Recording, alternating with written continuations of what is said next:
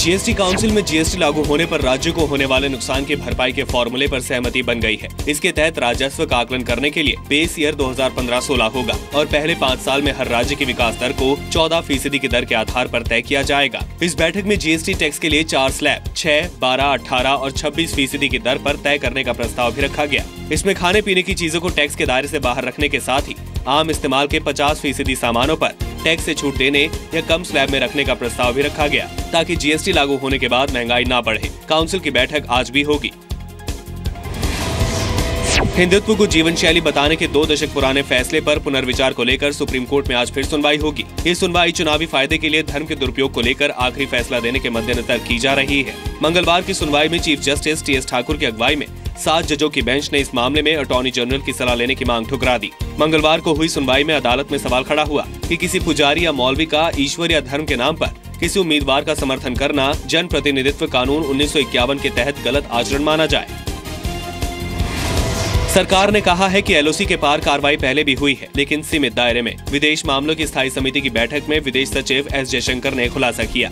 बैठक में विदेश सचिव के अलावा रक्षा सचिव, सेना के उप प्रमुख और बीएसएफ के डीजी ने सांसदों को सर्जिकल स्ट्राइक के बारे में जानकारी दी। सूत्रों के मुताबिक सेना ने सांसदों को सर्जिकल स्ट्राइक का कोई सबूत नहीं दिया। बैठक में कांग्रेस उपाध्यक्ष राहुल गांधी भी मौजूद थे, लेकिन उन्होंने ना तो कुछ कहा और ना पूछा। कांग्रेस के करण सिंह, सत्यव्रत चतुर्वेदी, सीपीएम के मोहम्मद सलीम और एनसीपी के डीपी त्रिपाठी ने पूछताछ की। जम्मू कश्मीर में शायद पहली बार एक रेड के दौरान सुरक्षा बलों को आतंकियों के ठिकाने से चीन के झंडे मिले हैं। सेना के मुताबिक 17 अक्टूबर को बारामूला में 12 घंटों में 700 से अधिक घरों में तलाशी अभियान चलाया गया, जिसके तहत आतंकी गतिविधियों में शामिल होने के आरोप में 44 लोगों को गिरफ्तार किया गया है। सुरक्षा बलों को चीन के झंडों के अलावा पाकिस्तान के झंडे, लश्कर और जैश के लेटर हेड, अवैध फोन, पेट्रोल बम जैसी चीजें भी मिली हैं। इस बीच घाटी में माहौल बिगाड़ने के आरोप में 122 लोगों को गिरफ्तार किया गया है।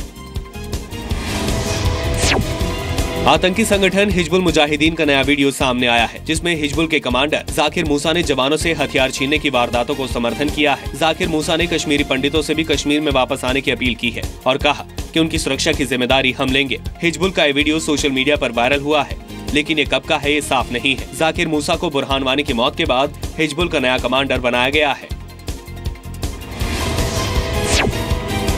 चीन पाकिस्तान आर्थिक कॉरिडोर पर बलोचिस्तान और पीओके के लोगों के विरोध के बाद अब पाकिस्तानी सांसदों को भी डर सताने लगा है कि ये ईस्ट इंडिया कंपनी की तर्ज पर पाकिस्तान को गुलाम बना देगा। पाकिस्तान सीनेट की planning and development standing committee की मीटिंग में चेयरमैन ताहिर मुशहदी ने कहा कि कॉरिडोर में चीन के फायदे ज्यादा हैं और पाकिस्तान में सिर्फ पंजाब को फायदा पहुंच रहा है, बाकी राज्यों का कुछ भी नहीं। IMF ने भी साफ कहा है कि पाकिस्तान अगर कर्ज नहीं चुका पाया तो उसे गंभीर नतीजे झेलने पड़ सकते हैं। दिल्ली हाईकोर्ट आज मुख्यमंत्री अरविंद केजरीवाल की एक याचिका पर फैसला सुना सकता है। इसमें उन्होंने खुद के खिलाफ दायर केंद्रीय वित्त मंत्री अरुण जेटली की आपराधिक मानहानि याचिका पर सुनवाई को रोकने की अपील की है। मानहानि याचिका पर ट्रायल कोर्ट में सुनवाई चल रही है। ट्रायल कोर्ट ने आपराधिक मानहानि याचिका पर सुनवाई को रोकने से इनकार कर दिया था। जेटली ने पिछले साल दिसंबर में DDCA विवाद में केजरीवाल और 5 अन्य AAP नेताओं के खिलाफ आपराधिक मानहानि का केस दायर किया था। 30 सितंबर तक काले धन की घोषणा न करने वालों पर अब सरकार कार्रवाई करने की तैयारी में है। सूत्रों के मुताबिक सरकार ने 12,000 लोगों की लिस्ट तैयार की है। इनमें करीब 2,000 लोगों के खिलाफ सरकार के पास पुख्ता सबूत हैं। सरकार अक्टूबर से जनवरी तक ऐसे लोगों पर कार्रवाई करेगी, जिसके बाद आयकर विभाग जनवरी में अपनी स्टेटस रिपोर्ट देगा। काले धन की घोषणा की स्कीम के तहत सरकार के खजाने में करीब 70,000 करोड़ रुपए जमा हुए हैं। अमेरिका के राष्ट्रपति पद के उम्मीदवारों हिलरी क्लिंटन और डोनाल्ड ट्रंप के बीच आज तीसरी और आखिरी प्रेसिडेंशियल डिबेट हो रही है। लास वेगस की यूनिवर्सिटी के नवादा में हो रही इस बहस में कर्ज, अर्थव्यवस्था, इमिग्रेशन जैसे मुद्दों के उठने की उम्मीद है। टैक्स पॉलिसी और नौकरियों को लेकर दोनों उम्मीदवारों के विचार सामने आ सकते हैं।